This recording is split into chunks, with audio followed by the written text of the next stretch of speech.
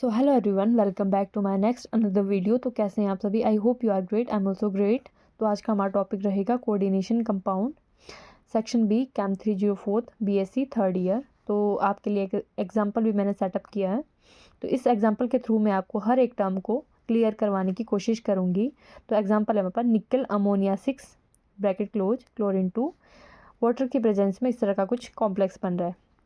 तो सबसे पहले जो हमारा कॉम्प्लेक्स होता है वो central metal atom, central metal या जो निकल है हमारे पास एक मेटल होता है, तो ये इसको हम बोलते हैं सेंट्रल मेटल।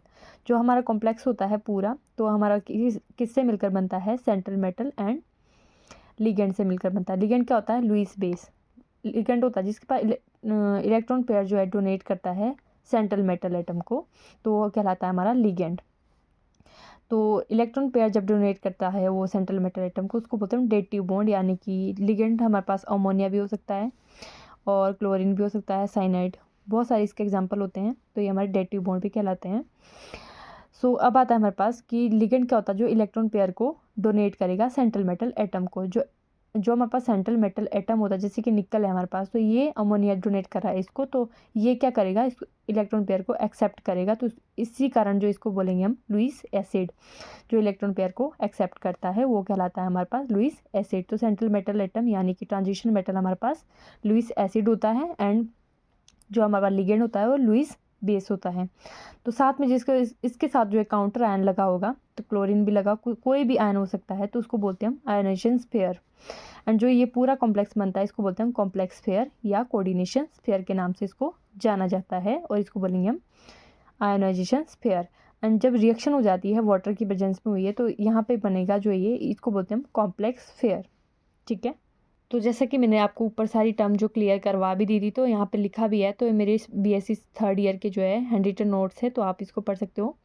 कॉम्प्लेक्स आयन क्या होता है एंड सेंट्रल मेटल एटम क्या होता है।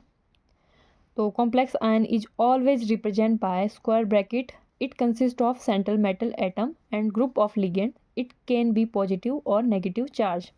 जो हमारे पास कॉम्प्लेक्स आयन होता है ये हमेशा ही जो है central metal atom and group of ligand से अटैच्ड होता है, मतलब इससे मिलकर बना होगा। एंड इसके ऊपर यहाँ पे क्या चार्ज होगा? यहाँ पे कुछ चार्ज नहीं है, तो इसके ऊपर पॉजिटिव चार्ज है। एंड क्लोरीन इसके ऊपर नेगेटिव चार्ज होता है। तो जैसे फॉर एग्जांपल निकल अमोनिया 6, इसके ऊपर कितना है? +2 चार्ज, तो ये हमारा पॉजिटिवली चार्ज होता है, पॉजिटिव कॉम्प्लेक्स बन जाएगा हमारे पास। ठीक है, इसके ऊपर जो चार्ज आ जाएगा पूरे कॉम्प्लेक्स पे पॉजिटिव आ जाएगा, एंड इसके ऊपर आ जाएगा -4। इस तरह के कुछ चीज़ को बोलते हैं complex ion. And central metal atom क्या होता है? The metal to which one or more ligand are attached in square bracket is known as central metal atom. तो सेंट्रल मेटल एटम क्या होते हैं? ऐसे मेटल जो एक या एक से ज़्यादा लिगेंड से अटैच्ड होते हैं, नंबर ऑफ लिगेंड एक या एक से ज़्यादा भी हो सकते हैं, तो उसको बोलते हैं हम सेंट्रल मेटल एटम। कितने नंबर ऑफ लिगेंड से अटैच्ड है हमारे पास सेंट्रल मेटल एटम, तो उसको बोलते हैं हम सेंट्रल मेटल। तो जैसा कि मैंने आपको बता दें कि नेक्स्ट टर्म है हमारे पास लिगेंड्स। लिगेंड्स क्या होता है? It is the group of atom which will have at least one lone pair of electron. जिसके पास एक लोन पेयर ऑफ इलेक्ट्रॉन होगा उसको बोलते हैं हम लिगेंड।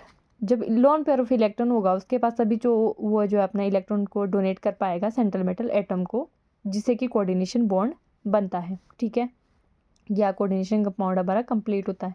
तो इस तरह के फॉर एग्जांपल लिगेंड्स होते हैं PH3, इस पर भी 2 लोन पेयर है, एक लोन पेयर है जो वाटर के ऊपर भी होता है, एंड साइनाइड, इस तरह के एग्जांपल है इसके लिगेंड के, जिसके पास एटलीस्ट एक लोन पेयर ऑफ इलेक्ट्रॉन होता है।